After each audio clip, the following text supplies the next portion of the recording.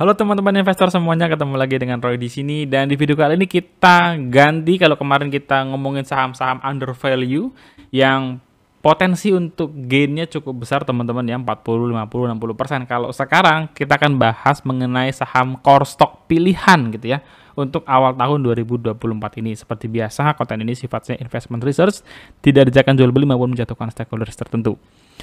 Oke, kita start dari core stock sendiri gitu ya. Apa sih core stock ini? Kalau buat saya, core stock ini adalah emiten-emiten yang mengisi portofolio gitu ya. Portofolio saya yang worry free.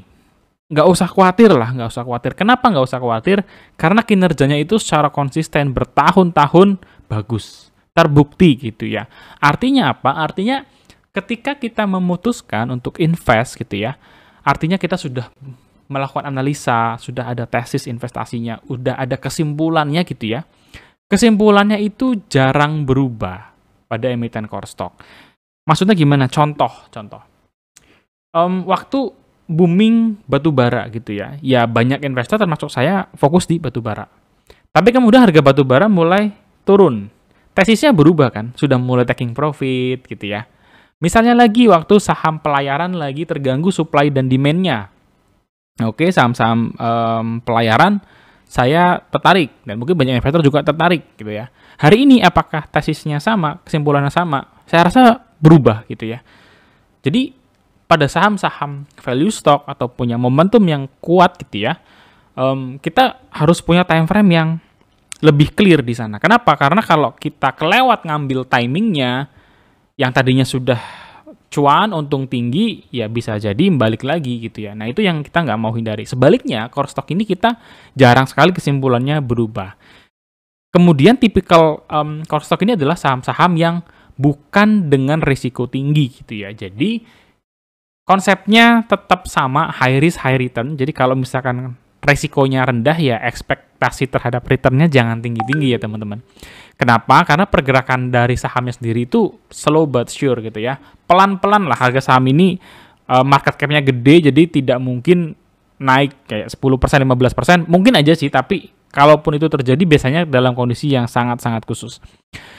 Dan terakhir, core stock ini saya pribadi menggunakan untuk menjaga portofolio. Jadi, bukan untuk mendapatkan atau meningkatkan portofolio dengan lebih agresif gitu ya. Kayak misalkan dapat bagel 50%, 60% enggak, tapi konsepnya lebih untuk menjaga portofolio. Jadi jangan remehkan core stock teman-teman dalam portofolio kalian gitu ya. Bangun portofolio, saran saya tetap ada core stocknya. Strikernya gitu ya. Kalau di saya kan bahkan waktu akhir tahun kemarin saya pun masuk di BBYB gitu ya. Itu menunjukkan betapa agresifnya portofolio saya. Resiko saya tuh tinggi kalau untuk memilih saham.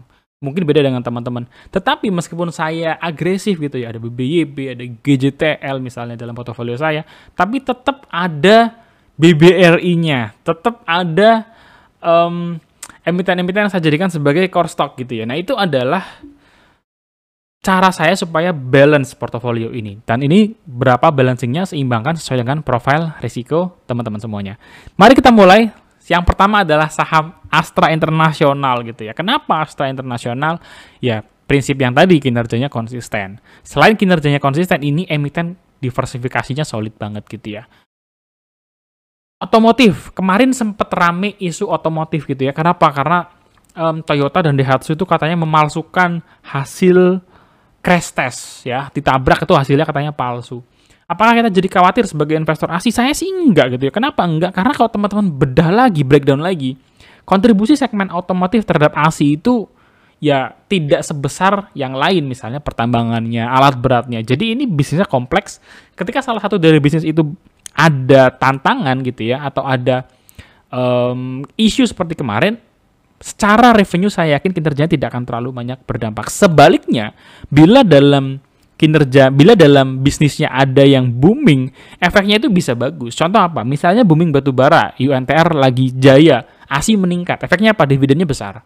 Misalnya lagi misalkan nanti emas atau misalkan nikel nanti gitu ya. Itu bisnis-bisnisnya ASI yang terdiversifikasi dan solid, dan mereka dalam jangka panjang sudah punya record mampu mengembangkan bisnis dengan cukup baik. 5 tahun terakhir CAGR-nya 6%.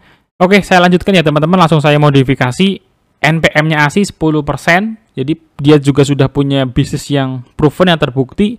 Tetapi untuk harga jangka panjangnya sendiri, dia long sideways, itu sudah lama banget ASI itu bermain di harga 5.000 menuju 8.000-an, menuju mungkin hampir 9.000, turun lagi 5.000-an lagi, 6.000, 8.000, turun lagi ya. Nanti kemungkinan besar ya kita bisa ngelihat polanya sudah seperti itu. Meskipun itu hanya pola pergerakan harga, nanti di slide ini kita bisa ngelihat bahwa saat ini tuh ASI berada di min PI yang under value dari min PI 5 tahunannya. Nah, ini teman-teman bisa ngelihat ya. Ini di 5.500, di harga 8.000, 7.000 tuh sering banget ASI mampir di sini ya.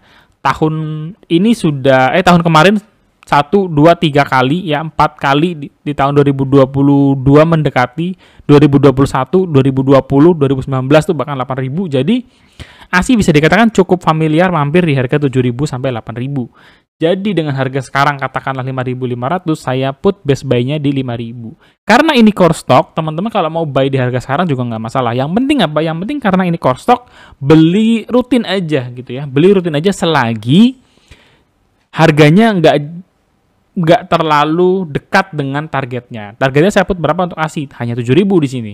Jadi kalau misalkan sekarang harganya 5.600, teman-teman beli silakan karena masih 25% gitu ya untuk potensial gain-nya. Tapi kalau harganya sudah 6.500, 6.600 ya nggak usah dibeli lagi gitu ya. Tunggu atau bisa taking profit gitu ya. Misalnya harganya sudah mencapai di area itu dan teman-teman melihat ada potensi saham lain yang lebih bagus.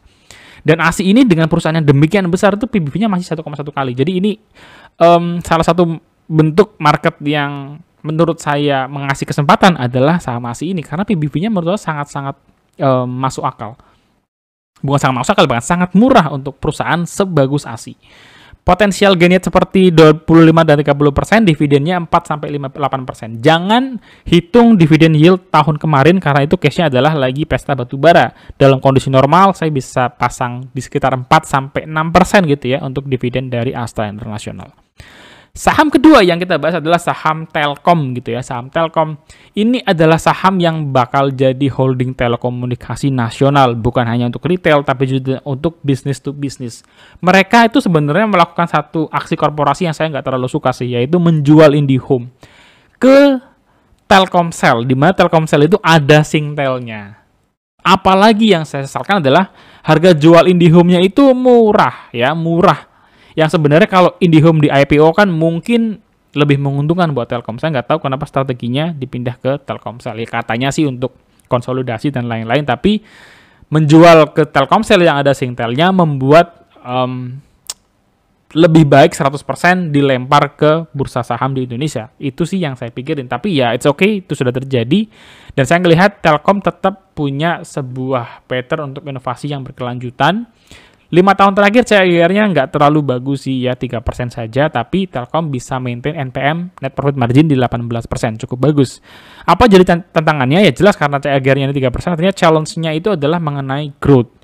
Kenapa growth-nya susah? Ya mungkin karena customer base-nya Telkom itu sudah mulai ke cover semua di banyak area gitu ya. Untuk bisa lebih tinggi lagi, perusahaan core stock itu tidak semudah perusahaan biasa gitu, perusahaan yang lebih kecil. Kenapa? Karena revenue mereka tuh udah gede-gede. Kalau teman-teman highlight di sini gitu ya.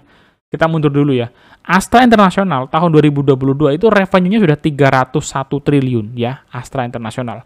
Bagaimana dengan Telkom? Telkom tuh revenue-nya sudah tahun kemarin 147 triliun. Jadi revenue-nya mereka itu udah gede-gede banget teman-teman. Naikin 5% saja dari 147 triliun itu berarti 7 triliun naiknya. Jadi ini kenaikannya itu memang lebih challenging bagi emiten-emiten yang core stock dan sudah terlanjur besar seperti ini. Telkom juga sama dengan ICBP, dia sahamnya secara harga long sideways gitu ya, mendekati 5.000, biasanya turun lagi. Nah ini momennya sekarang di fair price kalau min PI 5 tahun. Base buy-nya berapa? 3.500. Kalau teman-teman hold Telkom dari 3.500 ya, kemarin beri di sini ya, awal tahun tuh sempat 3.500 juga gitu ya. Hold saja santai kalau teman-teman masih belum punya, konsepnya sama, ini core stock selagi jangka ke potensial gap-nya, ke MOS-nya masih oke buat teman-teman ya beli aja. Jadi nggak usah nunggu 3.500 ya, beli di harga sekarang, beli nanti ketika turun lebih dalam lagi ya, maintain buy saja sifatnya. Jadi jangan ngincar base buy di angka berapa, tapi lakukan maintain buy. Potensi dividennya 3-5% untuk saham Telkom. Lanjut, saham ketiga yang kita bahas adalah saham ICBP, Indofood CBP gitu ya. Pertama, pilihan ICBP ini karena ya simple. Moat terhadap Indomie ya, Indomie seleraku itu sangat kuat banget teman-teman. Bukan hanya dimakan untuk ya, rumahan, tapi untuk industri UMKM gitu ya. Bisnis-bisnis mie Bangladesh, kalau teman-teman notice gitu ya, Warmindo itu Indomie semua tuh gitu ya. Jadi ini menunjukkan moat bahwa produk mie yang sangat-sangat dekat dengan masyarakat kita saat ini ya Indomie gitu ya. Di sisi lain mereka sukses ekspansi dengan Pine Hill. Di awal-awal saya sebenarnya agak ragu gitu ya, apakah Pine Hill ini bisa jadi revenue trigger yang bagus buat ICBP gitu ya, karena akuisisinya besar. Tapi hari ini kita ngelihat bahwa ini sepertinya akuisisi yang bagus buat ICBP dan akan ke depan semakin memperbesar revenue-nya ICBP dari tahun ke tahun, khususnya dari pasar yang di luar Indonesia. CAGR-nya mereka 5 tahun terakhir 10,5%, bagus. NPM-nya 8%. Mid-term-nya pergerakan harga sideways-nya itu pergerakan harga sahamnya sideways, tapi long-term-nya menurut saya uptrend gitu ya. Meskipun long-term itu benar-benar 10 tahun, tapi grafiknya itu uptrend. Sama dengan emiten-emiten yang lain, tapi ini sedikit lebih kecil, setengahnya Telkom lah ya. Jadi revenue mereka 12 bulan 2022 itu menyentuh 65 triliun. Dan tahun ini kalau diproyeksikan bisa mencapai sekitar berapa? 70 kali ya, 70 triliun. Jadi penjualan ICBP menurut saya terus growth seiring dengan ekspansi-ekspansi yang mereka lakukan tadi. Bagaimana dengan harga sahamnya? Di BBV 3,1 kali per 15 kali, kita bisa katakan ICBP ataupun Telkom itu sebenarnya cukup premium di kelasnya gitu ya. Tapi dengan lagi-lagi kinerjanya yang sudah terbukti, manajemen yang sudah terbukti, moat gitu ya, moat yang dimiliki menurut saya sih wajar-wajar aja. Berapa base buy untuk ICBP? Saya taruh di 10.000 ke bawah sih bagus gitu ya. Bang, gimana kalau saya pengen antri ICBP di 7.200? Nggak good sih gitu ya. Kalau ada teman-teman, saya pernah bahas ICBP itu cukup sering gitu ya, beberapa kali. Bahkan waktu dia terjun di 7.000 itu saya bahas gitu ya, bahwa mampirnya ICBP ke 7.000 itu sesuatu yang langka menurut saya. Kenapa? Karena waktu itu tekanan jualnya tinggi banget karena gandum di Ukraina perang gitu ya. Lagi-lagi itu kayak ya best opportunity aja. Jadi kalau teman-teman melihat itu sebagai wah waktu itu banyak banget fear-nya ICBP menuju ke 5.000, menuju ke 3.000. Ya terbukti kemudian ya harga sahamnya nggak seperti itu, bahkan mantul lagi. Karena apa? Karena ya tadi kinerja, mode bisnis yang bagus dan lain sebagainya itu terbukti dengan revenue-nya yang kembali bangkit. Dan meskipun gandumnya waktu itu disebut langka, toh ICBP nggak kehilangan tajinya gitu ya untuk menghasilkan revenue yang meskipun sempat jomplang, at the end mereka mantul lagi.